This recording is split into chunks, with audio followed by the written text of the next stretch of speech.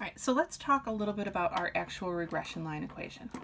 So the equation that we just saw in the previous example had to be obtained from our data set somehow. So that's what we're going to look at in this section.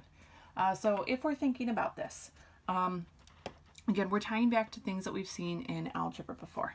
So I'm just going to make some little notes up here at the top. Right? So when we're thinking about a basic algebra course and we're thinking about our equation of our line in slope-intercept form, we write as y equals mx plus b. Right? Now, when we're doing statistics, right, notice that this is written as y equals a plus bx. So what we've done is we've switched letters here. Right? So what we've done is we've basically just taken this equation and we've flip-flopped these pieces. So I'm going to rewrite this as y equals b plus mx. So I'm just going to switch the order of that side of my equation. What that means is the letter b in our original algebraic equation, which is our y-intercept, well, that's now going to be represented by the letter a. And our slope in our original algebraic equation, which is the letter m, that's going to be represented by the letter b. Okay? So as we're doing this, again, we want to connect it back to things that we've done before. So again, this a is going to be our y-intercept, and this b is going to be our slope. All right. So our regression line equation is y equals a plus bx. All right, now, what we need to do in order to find these, we're given our slope, and our slope is b. It's r times sy over sx. So it is r, our correlation coefficient, times sx, that's our standard deviation of our x-coordinate, sy is our standard deviation of our y-coordinate. And then our y-intercept is given a equals y bar, which is our mean of our y data set, minus b, which is our slope that we just found, times x bar, which is our mean for our x data set. Right, in StatCrunch, the good news is the regression line information that we found in the previous section to find our correlation coefficient, we do the exact same calculations here. So as we're thinking about this, we're going to kind of connect this.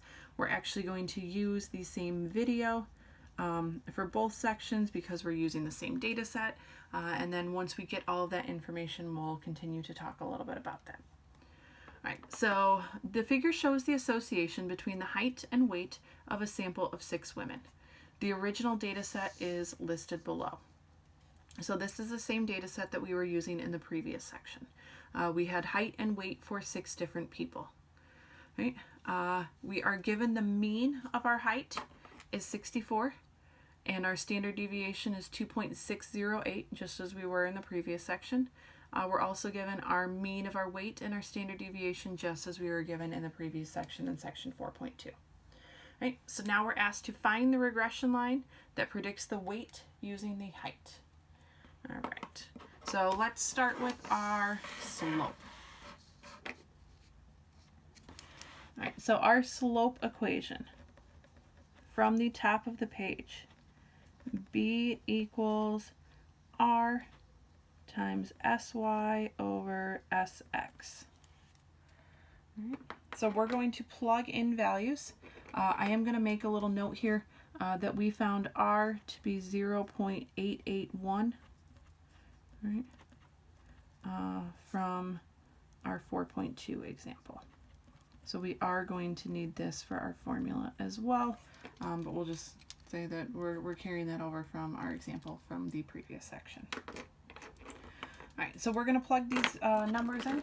So r equals 0.881 times sy over sx.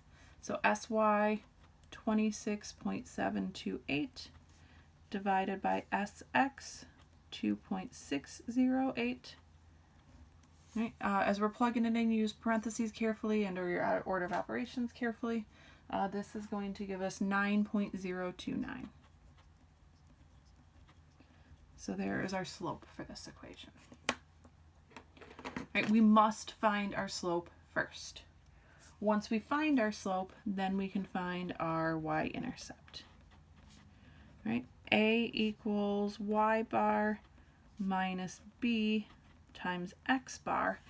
Again, that's coming from our formula that was listed at the top of the page. So we're going to plug in what we have.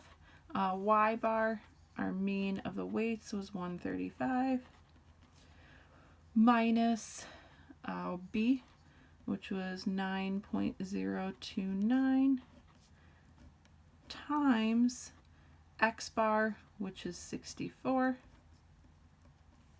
And this is going to give us negative 442.856.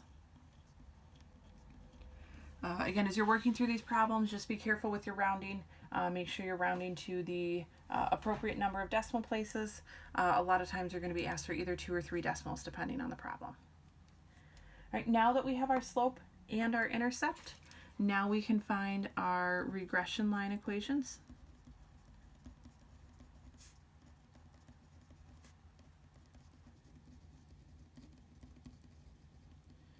Right, remember our regression line equation for statistics, we write as y equals a plus bx. Right? And then when we write this out, since we aren't just in a normal algebra class where we're using y's and x, we're talking about our actual variables, we're going to use words for our variables. So y was our weight if we go back up here. So we are going to write weight equals a.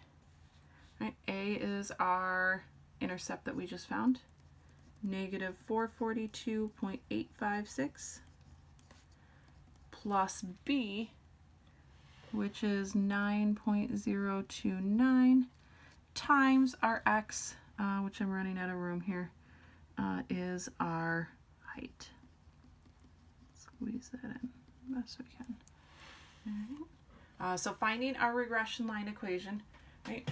We start with our means and standard deviations and our R value, our correlation coefficient.